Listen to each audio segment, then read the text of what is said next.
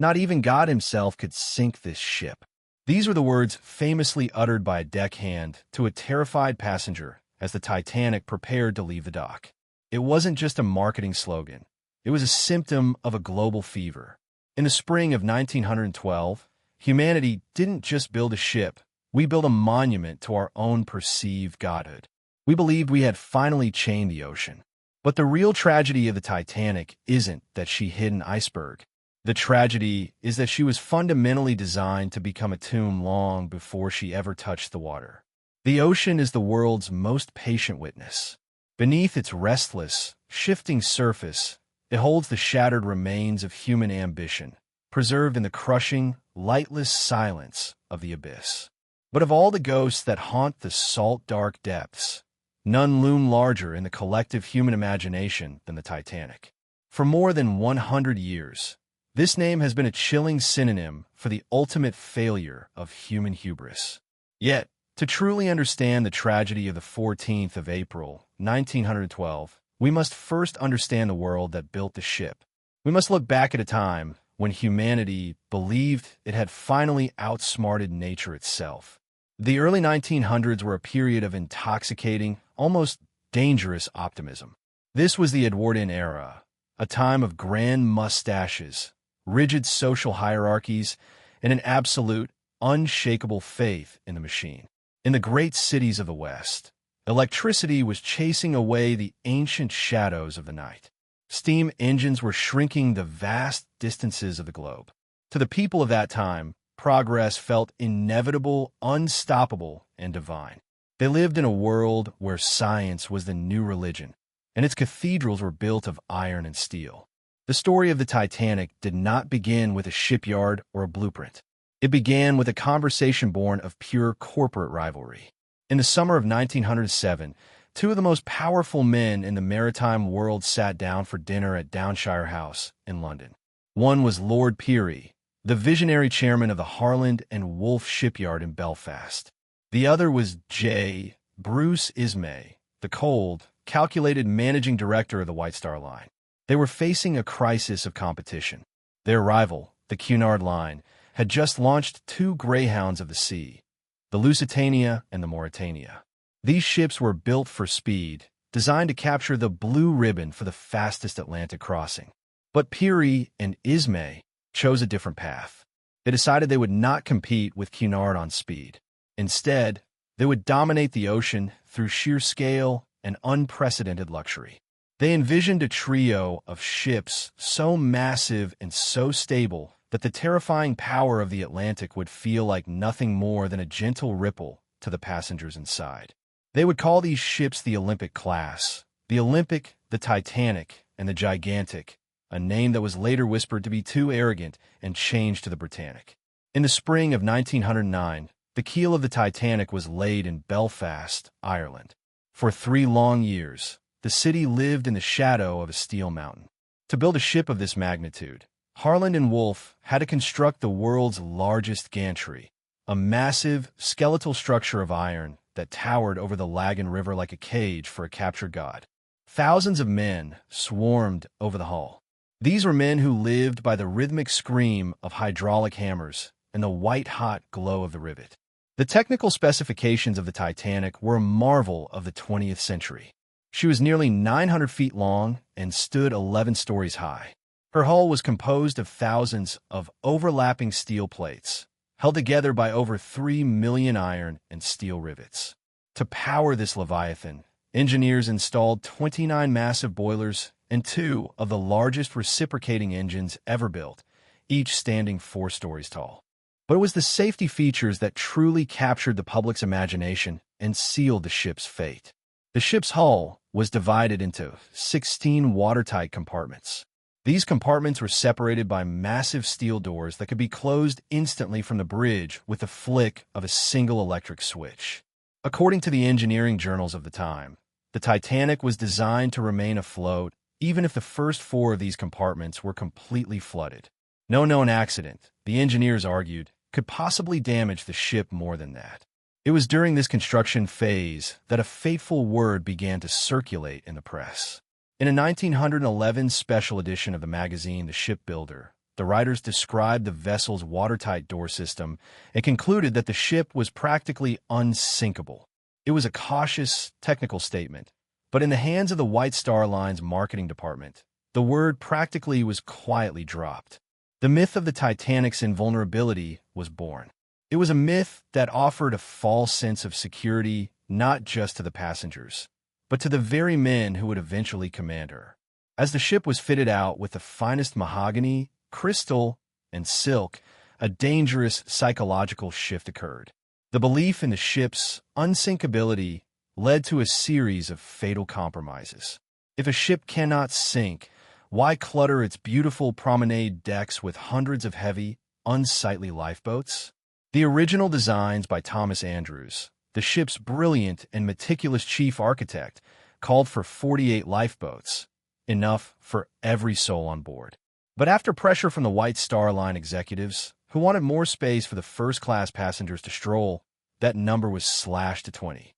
This was perfectly legal under the outdated British Board of Trade regulations of the time, which calculated lifeboat requirements based on the weight of the ship, not the number of people. It was a bureaucratic error that would soon be paid for in human lives. By the spring of 1912, the Titanic was ready. She was a monument to the pride of the British Empire and the ingenuity of the modern age. She wasn't just a ship, she was a statement. She was proof that man had finally mastered the elements. But the ocean was waiting, and as the Titanic prepared to sail toward Southampton for her maiden voyage, she was already carrying the invisible weight of 1,000 small, technical errors and a culture of supreme overconfidence. The stage was set for a confrontation between the height of human technology and the ancient, indifferent power of the North Atlantic. The night of the 14th of April, 1912, was a masterpiece of atmospheric deception.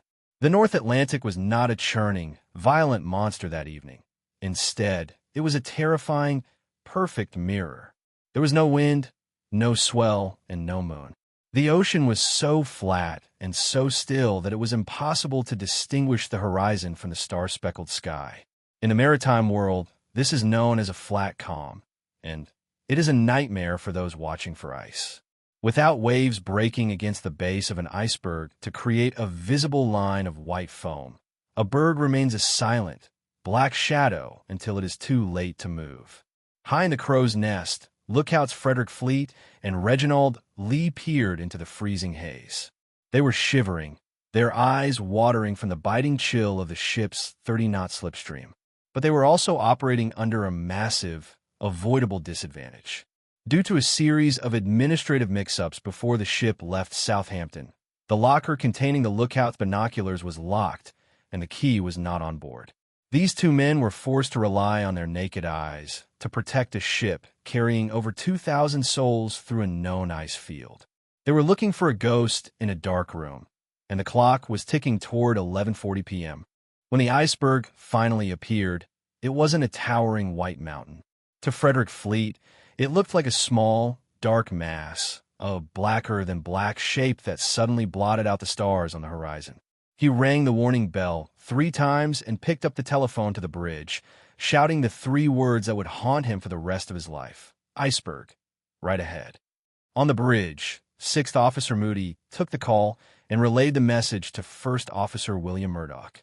Murdoch had exactly 37 seconds to save the Titanic.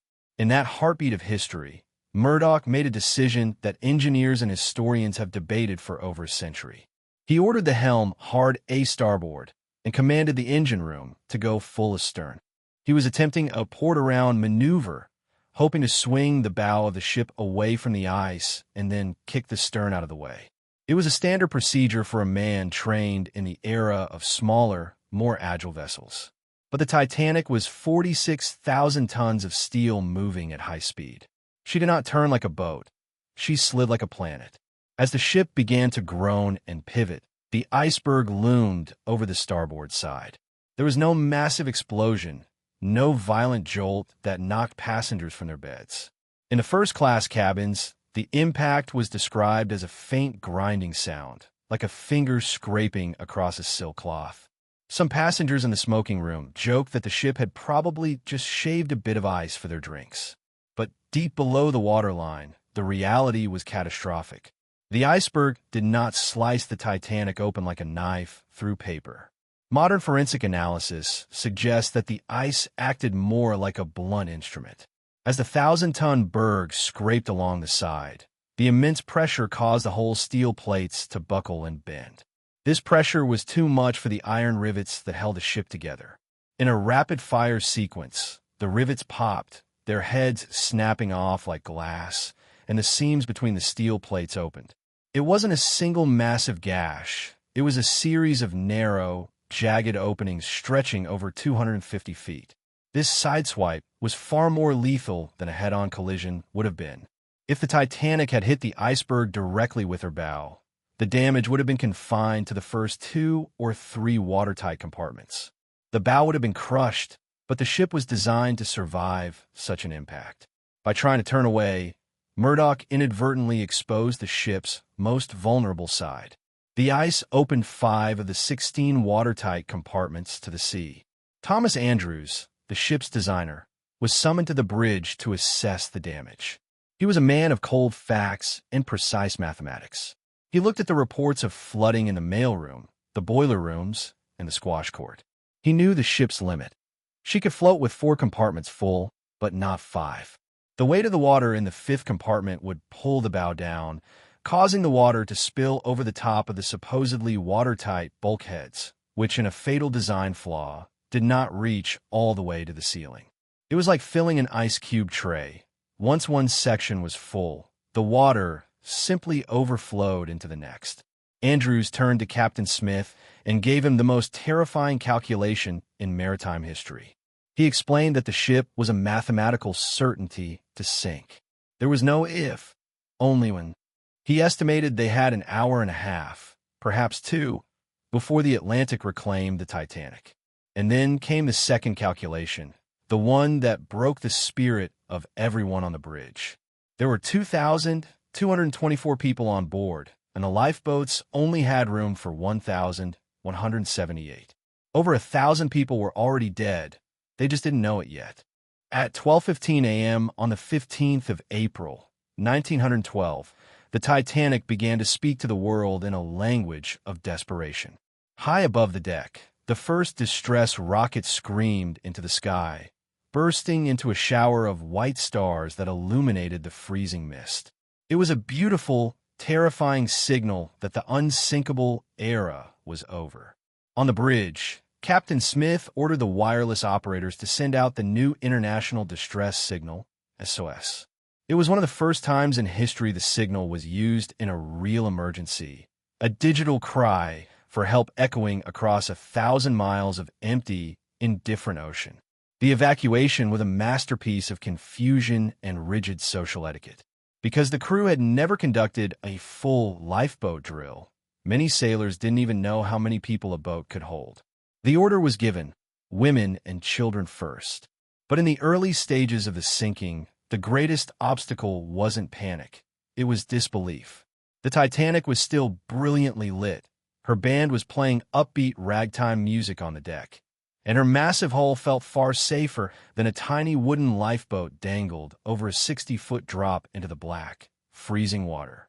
As a result, the first boat, lifeboat number 7, was lowered with only 28 people, despite having a capacity for 65. It was a tragic waste of space that would never be recovered. As the bow of the ship dipped lower, the atmosphere shifted from confusion to a cold, sharpening dread. The vertical map of the ship's social classes began to collapse. In the third-class sections, families struggled through a labyrinth of flooded corridors and locked steel gates, trying to find a way to the boat deck. There was no official plan to evacuate the steerage passengers, and many were left to find their own way through the rising dark. Meanwhile, in first class, a different kind of drama was unfolding. Benjamin Guggenheim, the mining tycoon, refused a lifebelt, instead changing into his finest evening wear. He famously remarked, "We've dressed in our best and are prepared to go down like gentlemen." It was a final, defiant act of Edwardian grace in the face of a mechanical apocalypse. By 2 a.m., the Titanic's stern was rising out of the water, her three massive bronze propellers glistening under the stars like the fins of a dying leviathan. The lights, powered by the heroic engineers who stayed at their posts until the very end, flickered and turned a strange, sickly red before finally going out forever. The ship was no longer a palace. It was a slanted, groaning ruin. The band, led by Wallace Hartley, played their final notes. Legend says it was the hymn "Nearer, My God, to Thee," as the deck became too steep to stand on. Then came the sound that no survivor would ever forget, the roar of everything inside the ship breaking loose. Grand pianos, tons of china, massive engines, and heavy furniture crashed through the internal bulkheads as the Titanic tilted toward a 45-degree angle. The stress on the steel was too much. With a sound like 1,000 thunderclaps, the ship's hull snapped in two between the third and fourth funnels.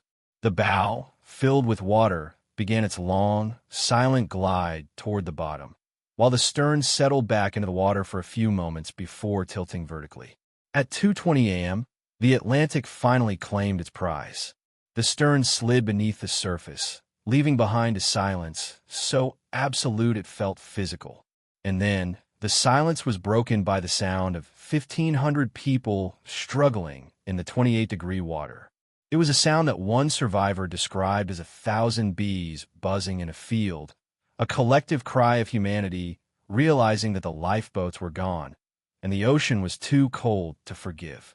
The tragedy of the Titanic did not end when the stern disappeared beneath the waves. Instead, a century of forensic investigation was just beginning. For decades, the world believed the ship was a victim of a single, massive gash in her hull.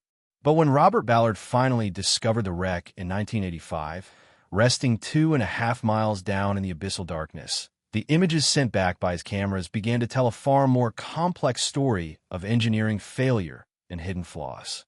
Modern science has allowed us to look at the Titanic not as a legend, but as a crime scene, and the evidence suggests that the ship was far more fragile than her creators ever realized.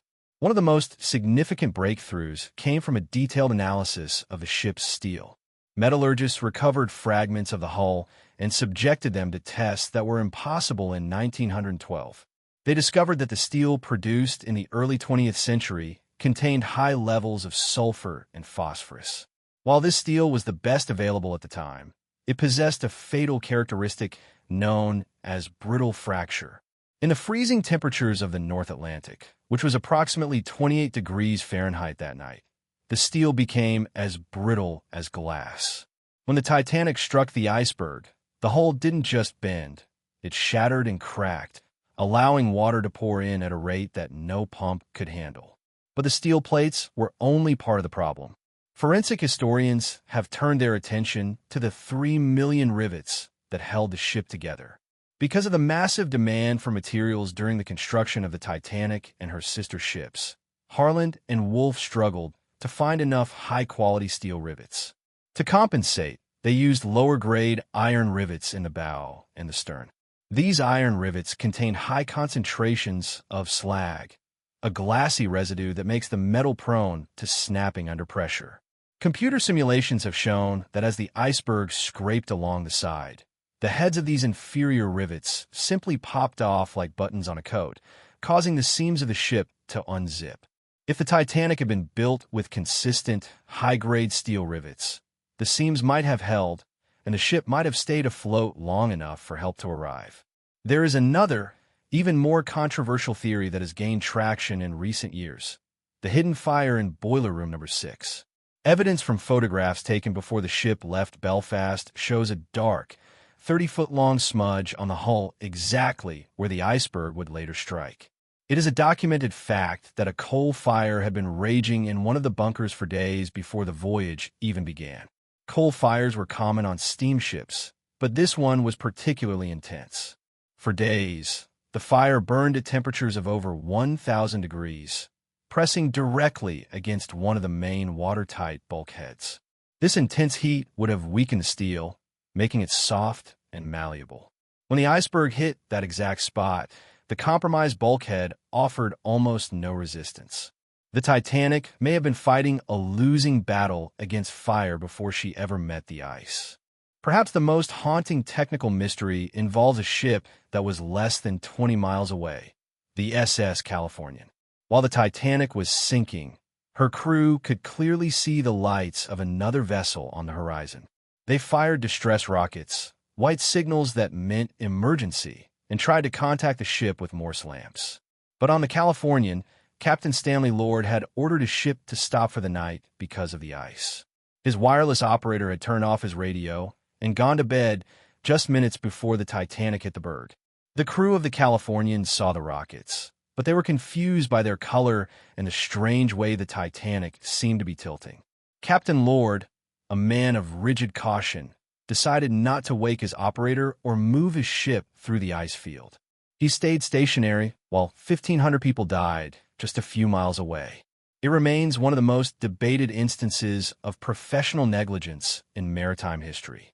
The forensic files of the Titanic reveal a chain of events where every link was broken. It wasn't just the ice. It was the sulfur in the steel, the slag in the rivets, the heat of the coal fire, and the silence of a nearby ship. Each of these factors, on its own, might not have been enough to sink a Titan. But when they converged on a single cold night in April, they created a mathematical certainty of death. The unsinkable ship was, in reality, a delicate machine operating at the very edge of its structural limits, and it took only one touch of the ice to reveal the truth. For 73 years, the Titanic existed only in the hazy memories of survivors and the grainy pages of history books. She was a ghost ship, a myth of iron and hubris lost in the vast, unmapped wilderness of the North Atlantic. Many believed she would never be found, that the crushing pressure and the absolute darkness of the deep ocean had ground her to dust. But in the late summer of 1985, a joint French and American expedition led by Dr. Robert Ballard changed everything. Using a remote-controlled submersible named Argo, they scanned the seabed 2.5 miles down, looking for a needle in a haystack made of shadows. The moment of discovery was not one of loud celebration, but of a chilling, heavy silence. At 1 a.m. on the 1st of September, 1985, a massive, circular shape appeared on the monitors of the research ship Nor. It was one of the Titanic's 29 boilers, looking exactly as it had in the photographs taken during construction. Soon after, the bow of the ship emerged from the gloom, a ghostly, majestic prow that had plowed into the sand at 30 miles per hour. Seeing the ship again was like opening a time capsule from 1912. It was a cathedral of rust, draped in rusticless, fragile, icicle-like structures of oxidized iron created by the very ocean that had claimed it. What Ballard found was not just a shipwreck, but a cemetery. Among the debris, he saw poignant, heartbreaking reminders of the lives lost. A silver platter, a child's porcelain doll head, and pairs of leather shoes lying side by side on the sand. The bodies had long since been consumed by the sea, but the shoes remained, tanned by the chemicals used in their making. They marked the exact spots where passengers had finally come to rest. It was a powerful reminder that the Titanic was not just an engineering failure. It was a human tragedy on a staggering scale.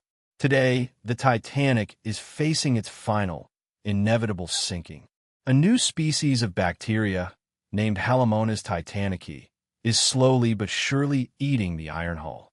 These microbes consume the metal, turning the once mighty ship into a fragile, orange powder that drifts away in the currents. Estimates suggest that by the year 2030 or 2050 at the latest, the upper decks will collapse, and the Titanic will become nothing more than a brown stain on the ocean floor. The Iron Ghost is disappearing, being recycled by the Earth it once tried to dominate. As we look back at the disaster of 1912, we realize that the Titanic was the first crack in the foundation of the modern world. It was the moment humanity's absolute faith in technology and social progress was shattered. Just 2 years later, in 1914, the same industrial power that built the Titanic would be used to build the weapons of World War I, ending the Edwardian era forever. The ship was a warning that nature does not care about our blueprints, our titles, or our claims of being unsinkable. The Titanic remains at the bottom of the sea as a monument to our own limitations. She reminds us that every age has its own version of the iceberg, and that the greatest danger is never the ice itself, but the belief that we are beyond its reach. The silence of the wreck is a lesson that has lasted over 100 years, and as the iron finally turns to dust, the story of the Titanic will remain a permanent part of the human soul, a story of pride, of tragedy, and of the enduring, humbling power of the deep.